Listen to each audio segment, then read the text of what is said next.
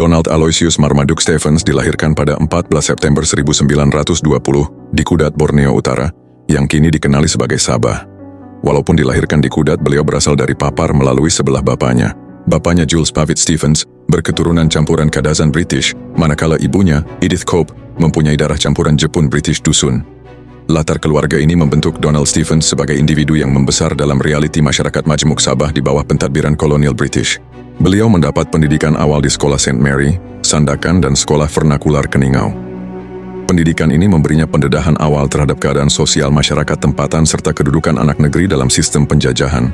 Dari segi kehidupan pribadi, Donald Stephens memeluk Islam pada 7 Januari tahun 1971 bersama keluarganya di kediaman Tun Mustafa dan mengambil nama Muhammad Fuad Stephens. Beliau menjalani ritual moginum yang menjadikan beliau saudara darah kepada Tun Mustafa. Beliau berkahwin 2 kali.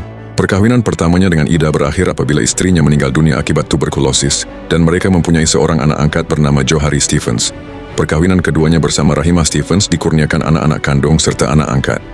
Kehidupan pribadi ini membentuk kedudukan beliau sebagai pemimpin yang rapat dengan realiti masyarakat Sabah. Semasa Perang Dunia Kedua, Donald Stephens bekerja sebagai penterjemah untuk tentera Jepun. Pengalaman ini memberi pendedahan langsung kepada sistem kuasa penjajah dan kesan perang terhadap rakyat tempatan. Selepas itu, beliau menyertai North Borneo News sebagai wartawan. Pengalaman dalam bidang kewartawanan inilah yang membentuk minat mendalam beliau terhadap politik dan isu masyarakat tempatan. Selepas perang, Donald Stephens muncul sebagai tokoh media yang berpengaruh di Sabah. Beliau terlibat secara aktif dalam North Borneo News dan kemudiannya mengembangkan peranan media yang dikenali sebagai Sabah Times.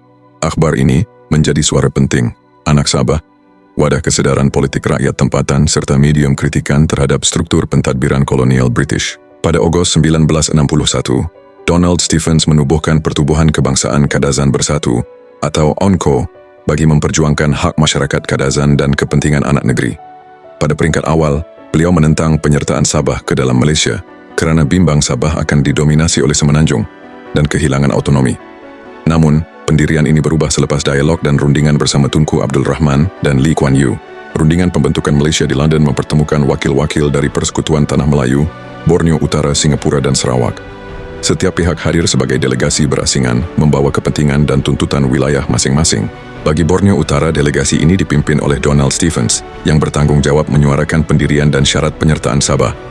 Tumpuan utama beliau ialah memastikan Sabah diterima sebagai rakan sekutu, bukannya negeri jajahan, serta menjamin perlindungan hak dan autonomi anak negeri. Pada 16 September tahun 1963, Sabah secara rasmi menyertai Malaysia, dan Donald Stephens dilantik sebagai Ketua Menteri Sabah yang pertama. Sebagai Ketua Menteri, beliau memperkenalkan nama Sabah bagi menggantikan Borneo Utara, dan beliau telah mengisytiharkan pesta keamatan sebagai cuti umum negeri, serta melancarkan dasar pendidikan vernakular Kadazan. Pada tahun 1964, beliau meletakkan jawatan sebagai Ketua Menteri untuk menyertai Kabinet Persekutuan sebagai Menteri Hal Ehwal Sabah di Jabatan Perdana Menteri.